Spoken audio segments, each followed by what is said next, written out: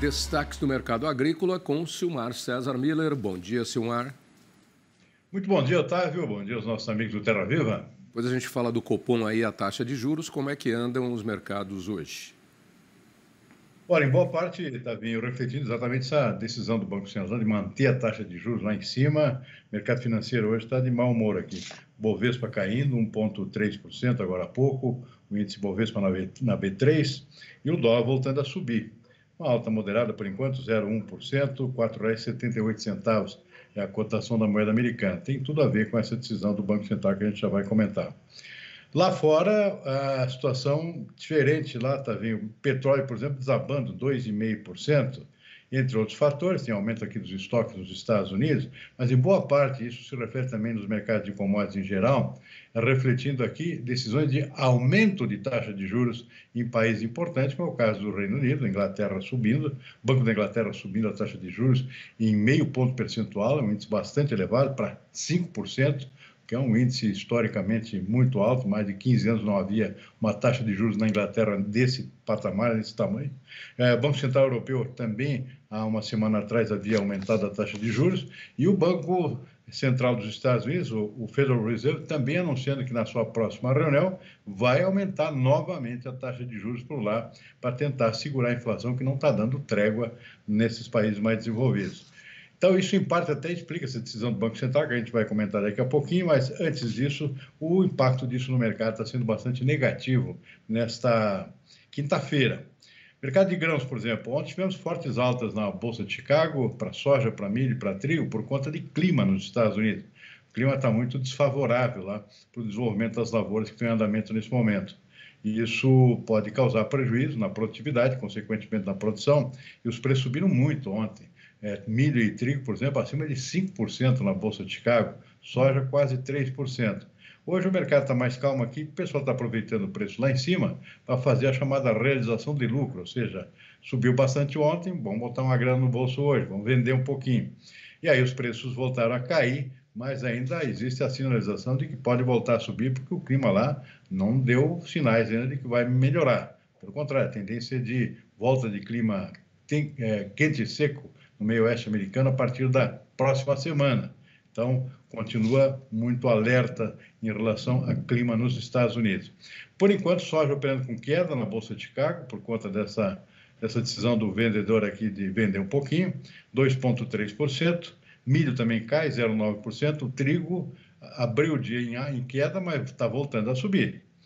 0,7% nesse momento. Além da questão climática, que já afetou, nesse caso o trigo já afetou a produção americana, a situação do trigo é mais grave do que soja e milho, tem a questão da Ucrânia lá, né? Ou seja, não tem certeza ainda se os russos vão continuar permitindo exportações de grãos, e particularmente de trigo, desse país, que é importante exportador de grãos em geral, especialmente trigo e milho. Então, o trigo se mantém ainda em alta, 0,7% nesse momento. Na Bolsa de Nova York, aí sim, a situação é inversa.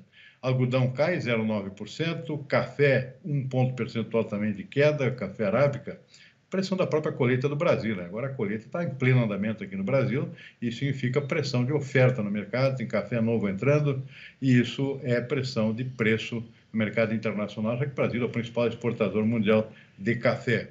E açúcar é a mesma coisa, o Brasil é o maior exportador, safra de açúcar em plena colheita, muito açúcar brasileiro indo para o mercado internacional e o preço está desabando lá fora, está caindo 2,1% nesse momento. Cacau é um mercado que se mantém relativamente firme, mas também está tendo um dia de desconto hoje, caindo 0,9%. E aqui fora isso, o suco de laranja voltando a subir, 0,3%. E aqui no nosso mercado brasileiro, boi gordo no futuro da B3, aqui na Bolsa de São Paulo, voltando a subir. O boi gordo está dando sinais de retomada, ou seja, saindo da estabilidade, das quedas que nós vimos em meses recentes, para um período novo, possivelmente de altas daqui para frente. No mercado futuro subindo 0,2%, eu estou vendo que tem algumas altas também no mercado físico, lá no interior do país, que podem levar, pouco a pouco, uma recuperação dos preços do nosso boi gordo aqui, lá no pasto. E ontem, a propósito, a gente recebeu aqui uma cesta de festa junina do pessoal da Abicab, né, que trabalha aí com confeitos, que é a associação dos distribuidores de doces, de amendoim e tal.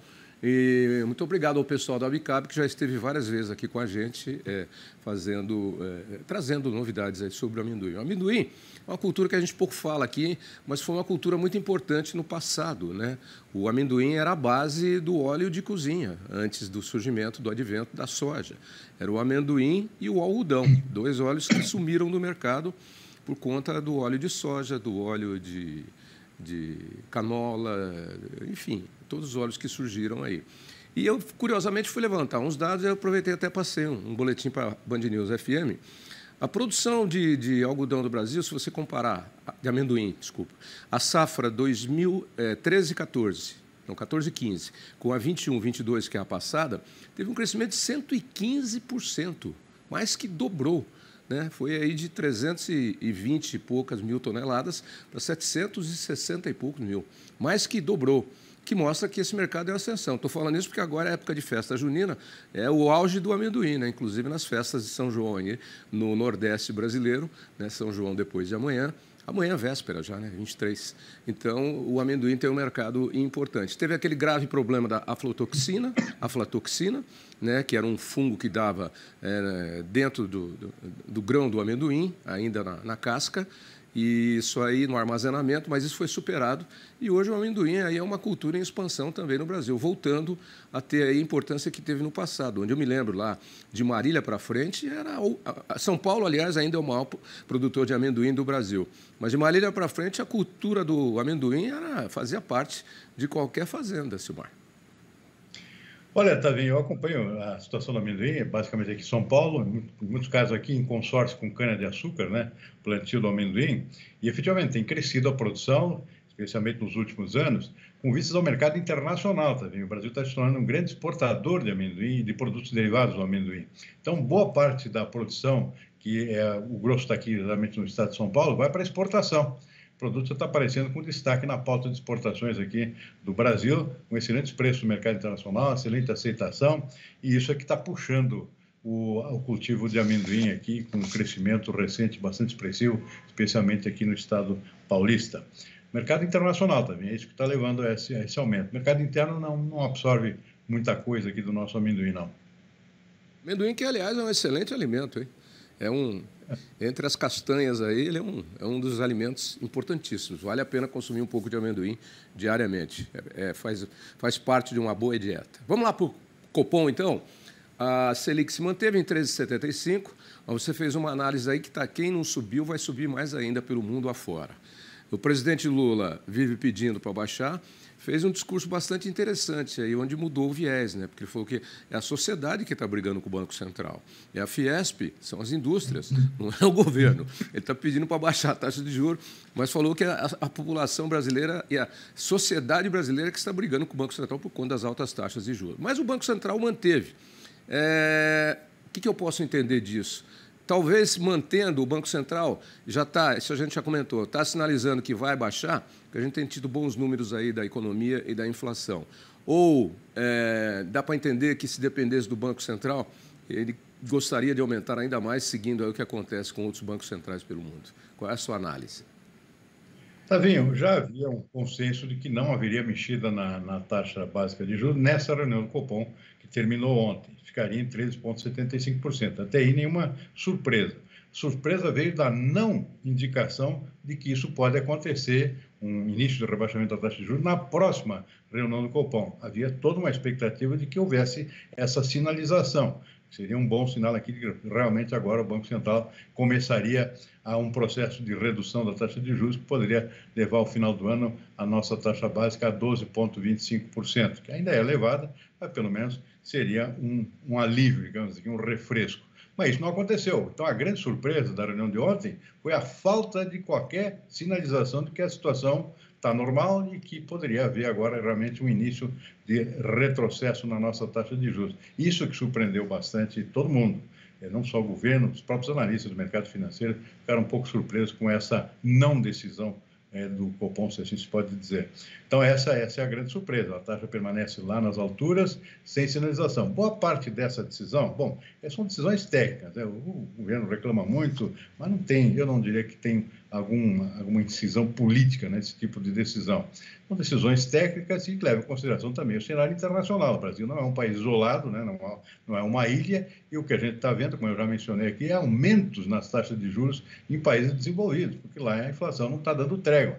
E isso é exportável, esse tipo de inflação.